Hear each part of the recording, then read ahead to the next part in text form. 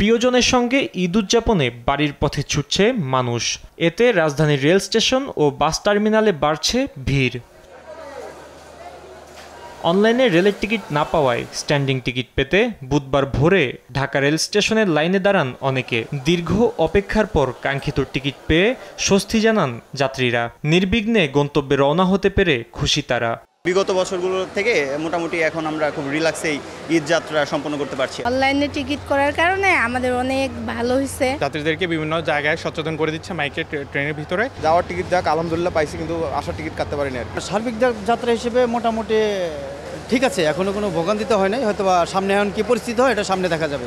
ভ্রমণ সুবিধার জন্য বুধবার থেকে শুরু হয়েছে বিশেষ ট্রেন চলাচল।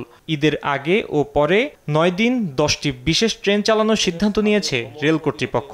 ঈদ যাত্রায় আমাদের যাত্রীদের সুবিধার্থে 10টি স্পেশাল ট্রেন পরিচালনা করা হচ্ছে। 3 স্তরে চেকিং কার্যক্রম চলছে। ঢাকা রেল স্টেশনের সার্বিক ব্যবস্থাপনা পরিদর্শন করেন স্বরাষ্ট্র উপদেষ্টা জাহাঙ্গীর আলম চৌধুরী। বলেন, টিকিট কালোবাজারি বন্ধ সহ যাত্রী ভোগান্তি কমাতে তৎপর রয়েছে আইনশৃঙ্খলা বাহিনী। কালোবাজারি আগের থেকে তো অনেক কমে গেছে, এখন বলতে গেলে নাই। যাত্রীরা যেন ছাদে না ওঠে এই জন্য আমরা যথাসাধ্য চেষ্টা করতেছি এবং তাদের আমরা অ্যালাউ করব না।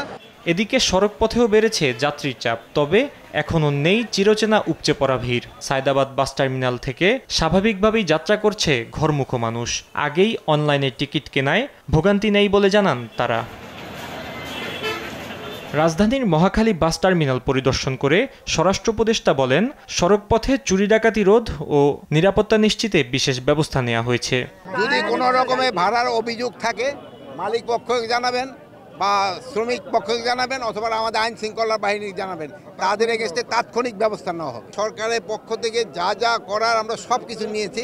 আমি আশা করব আল্লাহ দিলে ঈদ যাত্রাটা নির্বিঘ্নে হবে। বাড়তি ভাড়া আদায় ও টিকিট কালোবাজারি রোধে অভিযান চলবে বলেও জানান স্বরাষ্ট্র উপদেষ্টা। ফাহিম ইউসুফ, দেশ টিভি, ঢাকা।